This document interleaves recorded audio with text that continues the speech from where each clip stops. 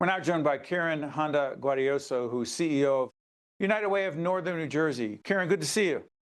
Excellent. So good to see you too. Thank you for having me, Steve. You got it. Website is up. This is part of our women business leaders we're doing in cooperation with our partners at the New Jersey Business and Industry Association. CEO Michelle Sakurka, a great friend and colleague. Good. Tell us what the United Way of Northern New Jersey is. So United Way Northern New Jersey is part of a global network of United Way organizations. We operate programs to support what we call ALICE families. ALICE stands for Asset Limited, Income Constrained Employed. And it's those households in our community, in our economy, who are often working, yet struggling to make ends meet and find themselves with very, very difficult choices every week between buying groceries, paying for medicine, car repair, childcare, really struggling. And so our United Way operates programs to really support these families through all different aspects of their struggle. And then what makes us really special is that we also operate a national research and analytics project that we call United for Alice, where we have a team of researchers and writers that produce statistics and data and all kinds of research tools that are used across the country by United Ways and other stakeholders to help make life better for Alice across the country.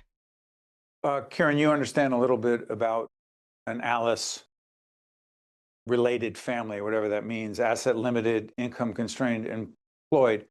You grew up in such a family, did you not? I did. And Steve, that's what really drew me to this United Way and to this work almost 13 years ago when I joined the team. The opportunity and to really focus on this population really spoke to me based on my career. I spent a lot of time working in after school programs in New York and New Jersey with families that were Alice. And then myself, I very much grew up in an Alice home. My father immigrated here from India in the late 60s. My mother grew up in Newark, lived in her grandmother's boarding house in the Irish section. And so when my parents came together, they really struggled. But fortunately, they both had education. And my dad always said that, your education is the most valuable commodity. It's something you'll always have. And no one will be able to take that from you. So my parents were fortunate over time. They were able to achieve financial stability. But very early on, I have very vivid memories of my parents making very difficult choices. Kiran, I'm a student of leadership. I write about leadership, teach, coach, as you well know. Michelle Sakurka and I talk about it all the time. Yeah.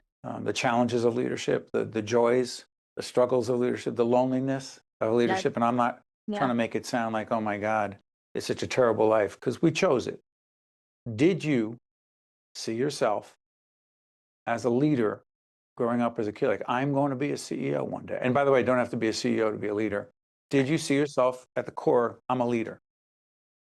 I think I was always drawn to being in a role, or whenever I found myself in a situation where something needed to be done and there was a very, stark issue or problem. I think I was always the first or second person to raise my hand and figure out a path forward, a way to solve the issue, whatever it was. And so I think, that really led me on the path to being in stages and places and rooms and tables where leadership opportunities were available and needed. But I don't think I imagined as a young person coming up that I would be a CEO. I really wanted to do good work. I wanted to be part of a mission-driven organization. And I wanted to be part of a strong team of really smart, dedicated, outstanding individuals. And I'm very blessed that we have that at United Way and really across our whole sector. Finish this sentence for me. Being a CEO and a mom and a wife at the same time, being CEO, mom, wife, family member,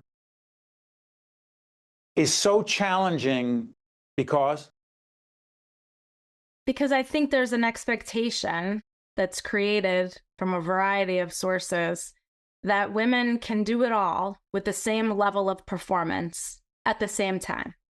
So I talk a lot about the fact that we have to acknowledge we can't do it all.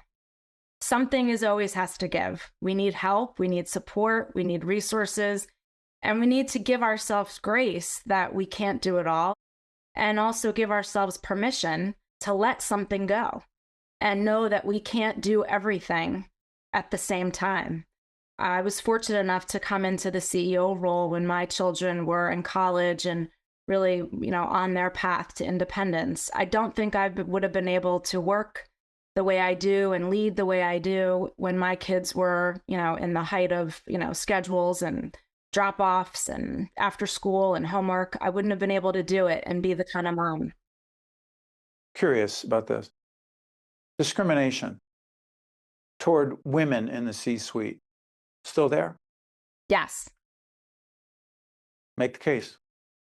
I think that it kind of goes back to what we just talked about. I think some of it is the expectations around women that are very different for men, especially at the C-suite level.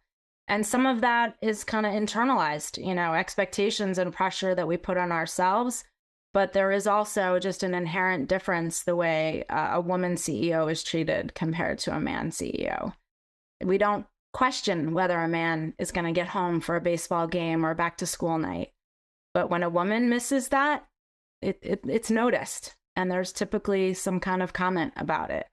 So, I'm sorry for interrupting. I appreciate your point, but as we're taping, our daughter has a state tournament field hockey match as soon as we finish recording today. And I know I need to be there. I want to be there.